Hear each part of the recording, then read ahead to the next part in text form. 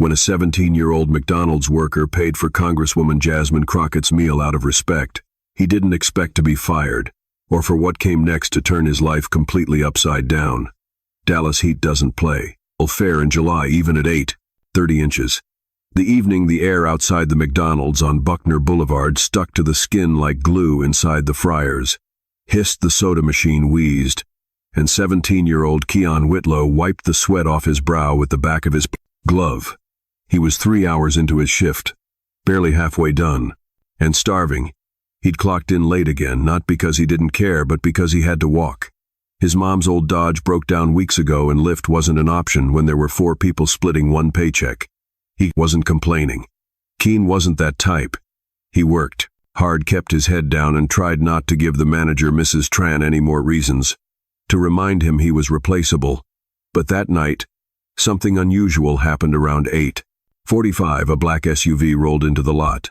Not the flashy kind with spinning rims, just clean government plates. No music playing out stepped a woman Keen had seen on TV but never imagined would show up at his McDonald's. Jasmine Crockett. No security, no handlers, just her in a blue pantsuit and sneakers, standing in line like anybody else. Keon looked at the cashier, then back at her. "That's the Congresswoman," he whispered under his breath, "from South Dallas. That's her." Crockett smiled at the guy in front of her, waiting patiently. When it was her turn, Keene found himself inching closer. He wasn't on register duty, but the lobby was slow, so he leaned in just as the cashier asked for her order. "Just a McChicken and a small sweet tea," she said. "Long day." Keon chuckled, more out of nerves than humor. "Ain't nothing like a brand. McChicken to wrap up government business." She turned. "You say that like you know," she grinned. "I mean, you do good work. We watch your clips at the house sometimes." He scratched his cheek, realizing how weird that probably sounded. "My grandma calls you that firecracker lady in the blue suit that got a real laugh out of her. Tell your grandma I appreciate the nickname." She was cool, down to earth, didn't act too important. So Keon, on a tired gut instinct, nodded to the cashier and said, "It's on me." Crockett raised an eyebrow. "You sure?" "Yeah," he said, already pulling a few crumpled singles out of his apron. "It's like $4. Just a thank you." She looked him in the eye for a second too long. "That's kind of you." "It's nothing," but it wasn't nothing. The shift ended without any fanfare. He mopped the floor, reloaded napkins, clocked out, and was tying his hoodie around his waist when Mrs. Life, Ari Tran, called him into the office. "You gave away food." Her tone, there wasn't angry. It was cold, corporate cold. He shrugged. "It was just a McChicken and tea. I paid for it." "You paid for it?" After ringing it up under her name. Keon blinked. "No, she ordered, I said I'd cover it, and I gave the money." Right after she tapped on her tablet screen. "Doesn't matter. That's theft under company policy. No free food. Not to family, not to politicians. I didn't know it was a problem if I paid. It's not about the money. It's about process and appearance." Keon stood silent. He wasn't about to argue. The office walls felt tight. He'd been on thin ice for showing up late last week. "Maybe this was just the last straw. You're done here," she said, effective immediately. No write-up, no warning, just gone. He walked out the back door with his hands in his hoodie pockets. The parking lot buzzed with leftover heat and drive-through orders. He thought about calling his mom, but didn't want to hear the tiredness in her voice. He'd just walk home, try to figure it out tomorrow. What hurt wasn't losing the job. It was losing it over kindness. A split-second decision, one that felt right, but he had no idea that someone else had seen what happened, and that it was already making its way through Dallas Twitter by morning. Keon's name wasn't trending, but the story was already crawling through local feeds. A blurry cell phone photo taken from across the dining room showed Jasmine Crockett at the counter, Keon nearby his head. Slightly bowed, someone captioned it, "Kid gave her a free meal and got fired." What kind of nonsense is that? It started small, a couple of retweets, a thread or two, but Dallas had eyes and people talk, especially when something feels unfair. Meanwhile, Keon sat on the couch at home scrolling in silence. While his little brother played Xbox and his mom shuffled papers in the next room, she was trying to sort the rent situation again. He hadn't told her yet, not because he was hiding. He just didn't know how to explain getting fired for something that wasn't really wrong. His phone buzzed. A message from a girl he barely knew from school. "Yo, is this about you?" She'd sent the tweet. His stomach dropped. He clicked it. His face wasn't clear in the picture, but people in the comments were already guessing who the employee was. Someone claimed to recognize him from Hillcrest High. Someone else posted, "Manager tripping, he paid for it." He locked the screen at the restaurant. Things were tense. Mrs. Tran was already fielding calls from people asking what happened. One man yelled through the drive-through speaker, "Tell your sent, a boss." She just made a mistake, but Tran wasn't budging. Inside, she pulled her 2 shift leads into the office. "I followed protocol," she said. "I mean, he's a good kid," one of them said quietly. "Good doesn't cover losses if we bend for one customer. Just one. It sends the wrong message." The ramen. Other lead, a guy named Vince, who'd been there 4 years, looked at her, even if it was Congresswoman Crockett. Tran froze. It doesn't matter who she is, but it did. Because later that same day, Crockett saw the photo. A staffer texted it to her during a committee break in Austin. She stared at it, lips pressed tight. "Wait," she said aloud. "They fired that boy." Her staffer shrugged. "Looks like it." She didn't say anything for a moment, just scrolled through the thread. People defending the teen, others arguing about company policy. A few trolls stirring things up as usual. One tweet stuck out. "That's the problem, rules over people. Hope she says something." That evening, Crockett returned to Dallas earlier than planned. She didn't go home. She didn't call anyone. She pulled into the same McDonald's drive-through, placed a small order she didn't want, and parked. She stood outside the glass for a minute, watching. Some of the staff noticed. One girl whispered, "She's back, yo, that's her." Crockett stepped inside the room, got quiet. Fast customers, stared phones. Came out. A manager from the back peered over the counter, wide-eyed. Mrs. Tran appeared, adjusting her blouse. She came to the front, trying to smile. "Congresswoman Crockett, it's nice to see you again." "I wish I could say the same," Crockett replied calmly. "Mind if we talk somewhere private?" They went to the side hallway, just out of earshot. But customers were reading lips, recording anyway. Crockett's voice was low but firm. "I didn't ask for that meal. That young man gave it out of respect, and you fired him." Tran crossed her arms. "It wasn't personal. It's about store policy, and what's your policy on basic decency? That's not fair." "No," Crockett said, "what happened to that kid wasn't fair." Outside, people could see tension. No shouting, no drama. Just 2 women standing 10 feet apart with the air stretched tight between them. "I'd like his contact information," Crockett said. "If you won't give it, I'll find another way." Tran didn't answer right away. Crockett added, "I don't plan to tweet about this. I don't want to make it a circus. I just want to speak to him after a beat." Tran muttered something and walked away. Crockett stood for a moment longer, then left. She didn't make a scene, didn't ask for headlines, but the video of her visit, recorded by a teen in the corner booth, had already hit Instagram. But Crockett wasn't interested in going viral. She had something else in mind, and it started with finding Keon. Keon didn't check social media that night. He lay in bed, phone face down on the floor, headphones in but no music playing. His mom had found out. She always did. Expected yelling disappointment, but all she said was, "We'll figure it out." Then she turned off the kitchen light and left him alone with the silence. By morning, the house smelled like toast and instant coffee. Keon barely touched his plate. That's when the knock came, 3 times firm, no rhythm, just enough to sound official. Keon looked through the peephole, then took a half step back. "Ma," he called out, "you might want to come see this." Outside, in jeans and a t-shirt, stood Congresswoman Jasmine Crockett. His mom opened the door with 1,000 questions in her eyes. But Crocker got straight to the point. "I'm here to see Keon, if that's all right." He stepped forward, stunned. Yeah, that's me. You mind if we talk for a few minutes?" They sat on the edge of the porch, 2 feet apart. His mom stayed close, arms folded, watching from the screen door. Keon spoke first. "I didn't think you'd even remember me." She smiled. "You think I forget the people who show me respect? You took $4 out of your own pocket for me. You didn't owe me that. I didn't do it for attention," he said quickly. "I know, that's why I'm here." She reached into her purse and pulled out a portman, folded sheet of paper.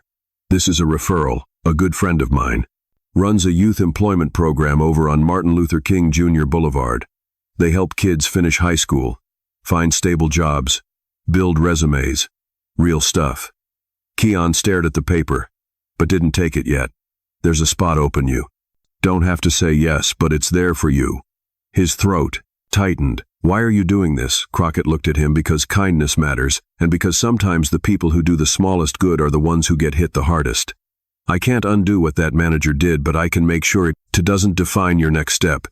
He took the paper. You don't even know what to say. You don't have to say anything, she said. Just don't let this be where your story ends. His mom came out, eyes wet, and hugged him tight. As Crockett walked to her car, the neighbor across the street started clapping slow and loud. Then someone else joined within. Seconds it spread across the block. Keon stood on the porch blinking, half laughing at the surreal moment. But the city hadn't moved on just yet. That same afternoon, a local news van pulled into the McDonald's lot. They hadn't planned to cover the story. But once the Crockett video hit, Sambe, 000 views overnight, producers pushed for it. Mrs. Tran kept her composure during the interview. She repeated the policy, said, "It wasn't personal," said emotions shouldn't override corporate guidelines, but her voice didn't land. The way she wanted the public didn't hear structure, they heard stubbornness at home. Keon watched the news segment replay, his face blurred but still recognizable, and felt his stomach twist. "I didn't ask for all this," he said. "No," his mom replied, "but sometimes the good you do put you in a light, and people either celebrate you or try to burn you for it." He stared at the paper. Croquet gave him thumb, running over the corner. "I think I'm going to go tomorrow, then you go." But while Keon was finally starting to move forward, the storm outside the restaurant was only growing. Louder. By the next morning, the local story had gone national. The nighter clip of Jasmine Crockett standing in the McDonald's lobby, cool-headed, measured, ran across morning shows from Phoenix to Philadelphia on Good Day, Texas. A panel of commentators argued over policy versus principle. One anchor called it an example of grace. Another said, "Let's be real, it's $4. This shouldn't even be news," but it was because it hit a nerve. People saw their own stories in Keon's times. They got punished for doing the right thing, for stepping out of line, for showing kindness in a system that didn't know what to do with it. McDonald's corporate stayed quiet at first. In the meantime, Crockett released a short video, no music, no edits, just her on her back porch. "I didn't ask for a free meal, but I did receive one from someone who meant it as a simple act of respect. That young man paid for the food himself, and he was fired for it. Not suspended, not warned, fired. This isn't about rules, it's about what kind of culture we want to uphold. Do we want a world where following the policy is more important than recognizing decency?" The video exploded comment sections, filled with people sharing their own stories. Baristas reprimanded for giving free coffee to homeless folks. Store clerks written up for covering short change. Warehouse workers fired for taking 2 extra minutes on break to help a new hire. Even other McDonald's employees began posting anonymously screenshots of schedules, stories of harsh discipline for minor mistakes. Some called for a boycott. Others flooded the corporate line with voicemails back in Dallas. Keon showed up to the employment program. Crockett referred him to the building. Was worn but clean, tucked between a grocery outlet and a community health center. Inside, he met Mr. Talbot, the Thai program director. Middle-aged, steady voice called everyone. "Young man," or Miss Talbot shook Keon's hand and said, "So you're the kid who caused all this?" Keon started to shrink, but Talbot clapped a hand on his shoulder. "Good means you stood for something." They got him signed up for resume workshops, job training, even GED prep, just in case he wanted to finish early and move on to something bigger that night. Keon sat on the steps of the center and looked at the skyline in the distance. Dallas hadn't changed. The air still stuck to his skin. His life was still hard, but now it didn't feel small. He took out his phone and scrolled through the newest thread. Someone had posted there. It was his name. Full name this time. Someone had found it. "Keon Whitlow deserves better. McDonald's corporate, do something right." He tossed the phone in his lap. "What do I do now?" he mumbled to himself. "Make the next move count," said a voice nearby. Crockett had pulled up again, leaning against her car. "You always just pop up like this?" he asked, smirking only. "When I feel like someone's at a crossroads, I'm not sure what I'm doing. You don't need to be sure. You just need to stay honest." He looked at her. "You really believe this all happened for a reason?" She didn't answer immediately. I believe what you did mattered, that's enough. But not everyone saw it that way, and in the boardrooms of McDonald's, headquarters executives were getting ready to make a calculated response. Keon walked through the double glass doors of the employment center every day that week. He wasn't used to structure that. Didn't feel like punishment. There were no bells, no uniforms, no one watching the clock. Every second, just people who asked what you wanted out of life, then quietly tried to help you get there. On Thursday, he sat across from Miss Regina, one of the career coaches. She wore big glasses and had an even bigger laugh. So she said, tapping her pen against his intake form, "You put down that you like working with people, is that still true?" "I guess." Keon shrugged. "I like being part of a team when it's not toxic." "I mean," Regina nodded like she'd heard it 100 times. "You ever think about going into customer relations office support?" "I never thought I'd get a job that wasn't behind a counter." "Well, honey," she said, "you're not behind a counter anymore." He blinked. She wasn't saying it to flatter him. She meant it. And for the first time in weeks, Keon felt his posture straighten on its own. Meanwhile, Crockett was busy behind the scenes. She'd reached out to friend Marvin Qualley's director of community affairs.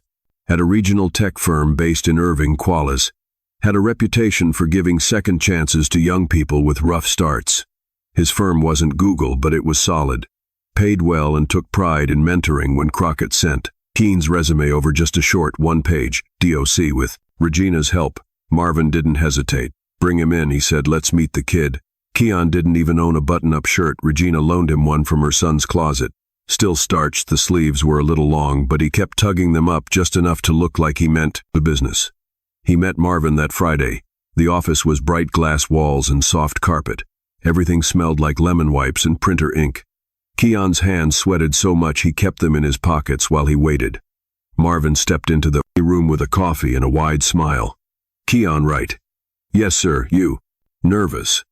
Keon nodded. "Good, means you care." They didn't talk about the McDonald's thing much. Marvin just asked what he wanted to do long term. What kind of work didn't feel like punishment? What time of day he was most focused? What made him proud? Nobody had ever asked Keon those things. Before at the end, Marvin said, "We've got a 12-week training track. It's part-time at first. Admin assistant stuff. Phones, schedules, sorting chaos. Think you'd be good at that?" "I think I could learn." "That's the right answer." Keon got the spot. He walked out of that office building, feeling 10 feet taller, called his mom before he even hit the parking lot. "They hired me." He said, "No kidding, no kidding. Start Monday." She was quiet for a second, then she said, "God's watching, baby. You stay humble." He did. He showed up early, asked questions, took notes, stayed late when asked, learned and fast. And even though he wasn't some polished intern with fancy shoes or LinkedIn buzzwords, people noticed. One day, Marvin dropped by his cubicle with a smoothie and said, "You're good at this." Keon, like really good, O2 instincts. Keon smiled but kept typing. "Don't let where you started make you think that's where you belong."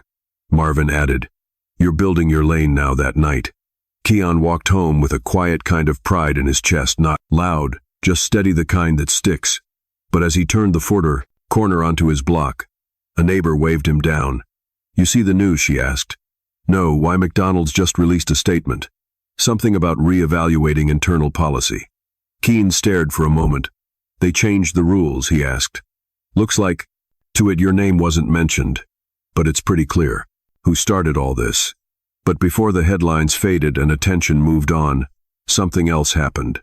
Something that made Keon realize this story was bigger than just him. The press release from McDonald's headquarters came late on a Tuesday. No names, no admissions, just corporate speak dressed up as sincerity.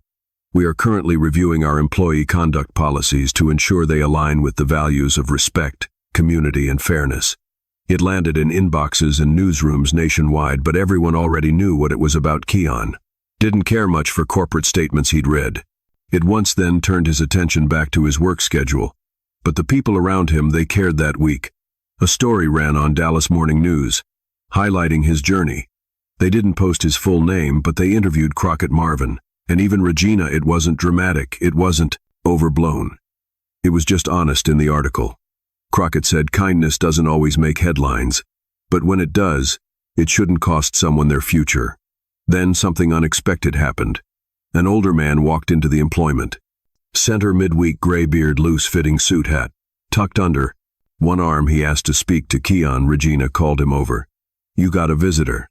Keon stepped into the small meeting room, unsure what to expect.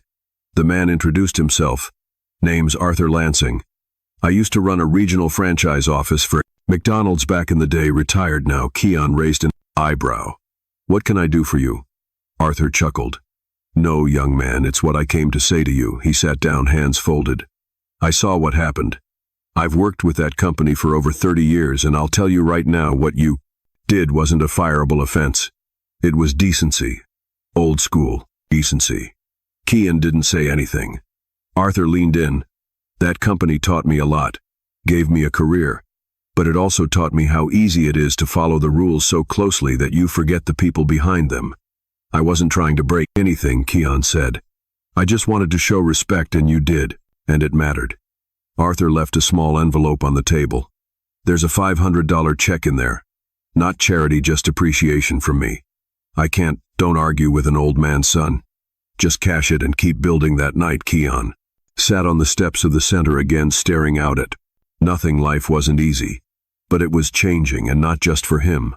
More stories started surfacing, employees in other cities sharing similar moments of rule breaking that had once cost them jobs. But now some were being rehired. Others were getting apologies, quiet ones, sure, but real. One tweet read, "He gave a coffee to a guy who couldn't pay last year. Got written up, just got a call from my district manager. Policy's been changed." Another, "Used to be scared of doing anything off script at work, but Keene showed me it's okay to have a heart." It wasn't a movement, it wasn't a trend, but it was enough. Back at the tech office, Marvin called Keon into a meeting. "Sit down, I got something for you." Keon sat, nervous again. "Just like the first day, we're extending your role. You're now full-time, benefits included. That all right with you?" Keon's mouth hung open. "For real. You earned it." He went home that night with paperwork in one hand, and his mom waiting by the door. She opened it before he knocked, so he grinned. "I'm full-time now." She hugged him tight, tighter than ever before. "Maybe next," she whispered, "I'll be the one writing policy." He laughed. "Let's not get rid of ourselves." But something had shifted. He'd lost a job over $4 in a sandwich, but he'd gained something. No paycheck could match a sense of worth that didn't depend on someone else's rulebook. But before the world moved on, Crockett had one final thing to say, and she wanted Keon to hear it in person. It was a warm Saturday afternoon when Jasmine Crockett pulled up outside the community center. She called ahead, asked Regina if Keon would be around. He wasn't scheduled, but word spread quickly within the hour. He was standing outside, waiting, trying to look casual and failing miserably. Crockett stepped out of her car wearing jeans, sneakers, and a shirt that read, "Do good anyway." She gave him a quick nod. "Busy man these days." "I try," he said, stuffing his hands in his pockets. "Didn't think you'd still be checking in on me." "I said I would," she replied. "Plus, I got something to show you." They walked together toward the main building, then passed it toward the back lot where folding chairs had been set up. Maybe 50 of them, all filled. Neighbors, youth workers, local reporters, even a couple folks from the employment center sat facing a makeshift podium. Keene stopped. "Wait, what is this?" Crockett smiled. "This is a community town hall. We hold them once a month, and today we're talking about work, about dignity, about where those two things intersect." Keene looked uncertain. "Don't worry," she said. "You're not speaking, you're just watching." They took seats in the front row. People clapped as Crockett stepped up to the mic. She spoke with that same calm fire Keene had first seen on TV. The kind that didn't shout but made you feel like you needed to listen. "Too often," she said, "we teach our young people to follow rules no matter what. And while discipline matters, context matters more when kindness becomes a punishable offense. Something is broken, and we must ask ourselves, are we raising workers or are we raising citizens?" Applause broke out. She continued, "This month, one small act reminded us that doing the right thing isn't always popular. It might even cost you. But that doesn't mean it's not worth doing." She turned slightly, eyes landing on Keon for just a beat.